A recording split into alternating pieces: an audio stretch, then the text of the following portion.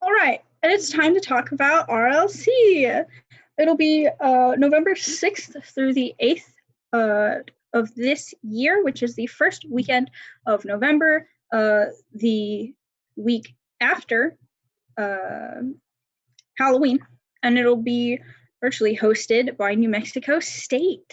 Next slide, please. So the Regional Leadership Conference, what is it? So this is ICAR's general conference. It's open to all schools and their on-campus residents across the region, and it's focused on various aspects of professional development, specifically leadership development.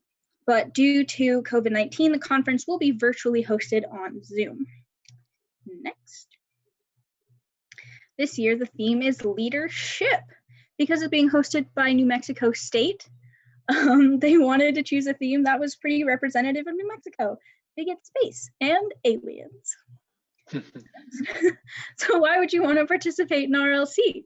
So for the first thing is programming. So RLC is packed with various program sessions that are on a variety of topics designed to help delegates learn more about and develop their leadership skills and style. And this could be literally anything from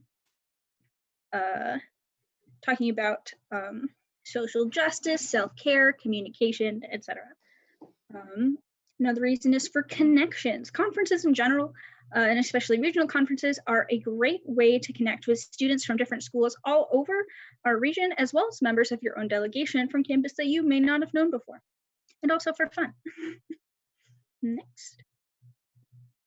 All right, so how to participate? We will have a delegate application. So this is what the application looks like. And here's an example of it filled out using my information. Next.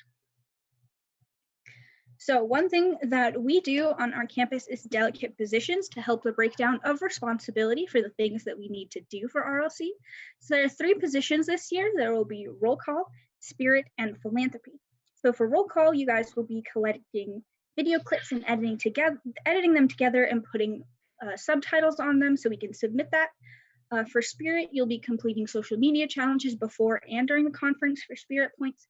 And for philanthropy, you'll be coordinating the distribution and collection of coloring sheets to be later sent out to be collected by the nonprofit that the conference is pairing with. Next. So to go a little bit more into it, so for roll call, every institution sends in a video showcasing their delegation and campus.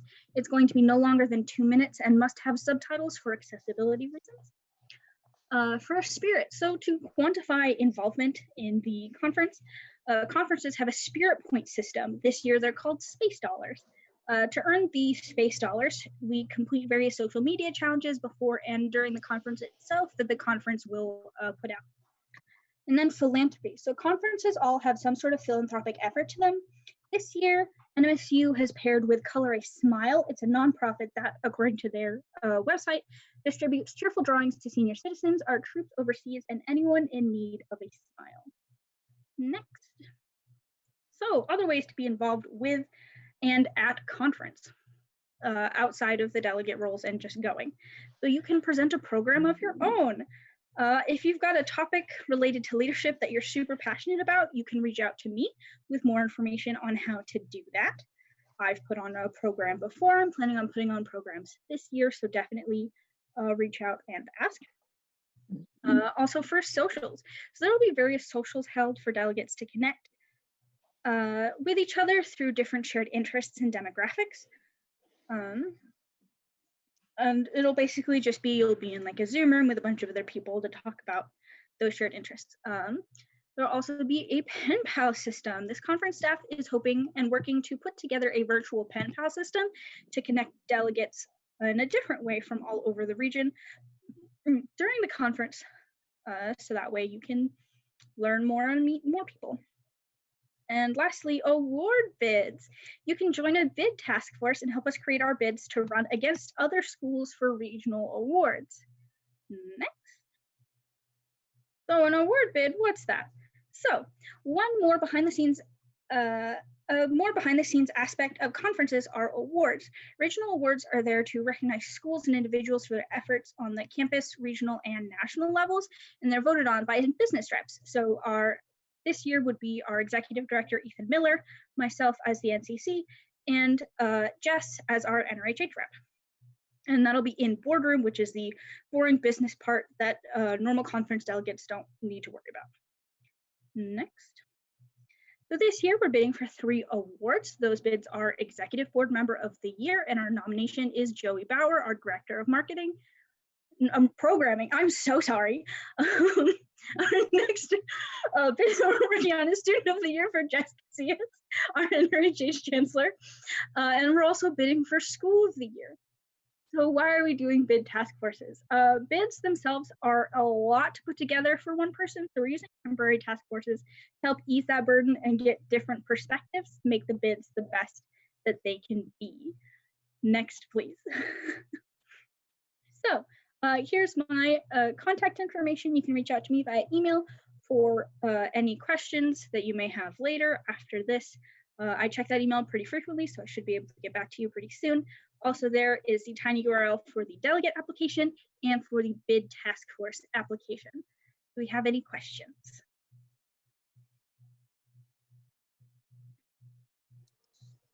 Jess? Why would we want to gain spirit points? So spirit points, they're just to quantify involvement. They do have like little prizes and awards that you can win for doing that. It's a more informal award for getting it. And it basically just puts our name out there on the regional level to be like, hey, we're super involved. And that's something that we want to do. And as my position as the regional and national liaison, that's something that helps make my job easier of making us look good to the region and the nation. So it's like for student engagement at the conference? Yes. Okay. Thank you. Ethan?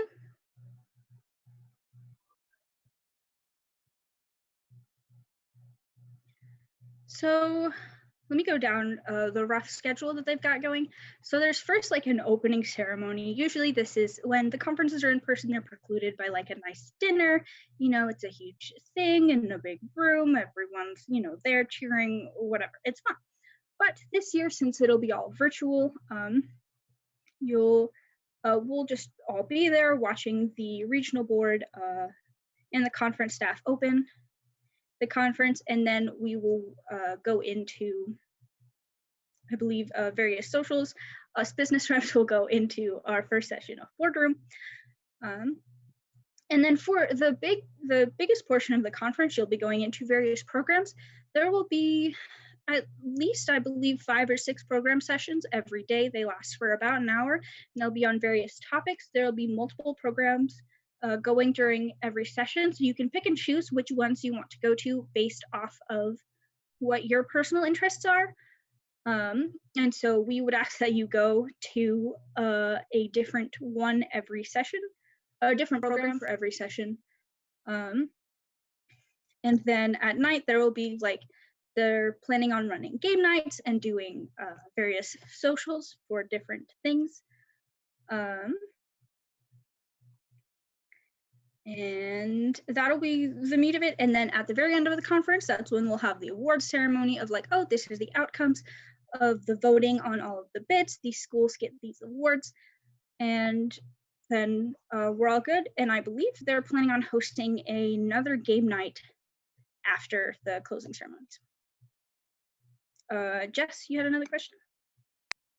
So if I have class on the Friday, that November 6th date, would I get excused from class, or would I have to, what would I have to do for that?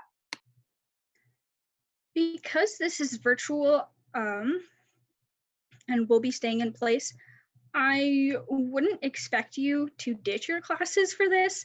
However, that's also a question to help be answered by our advisor, John.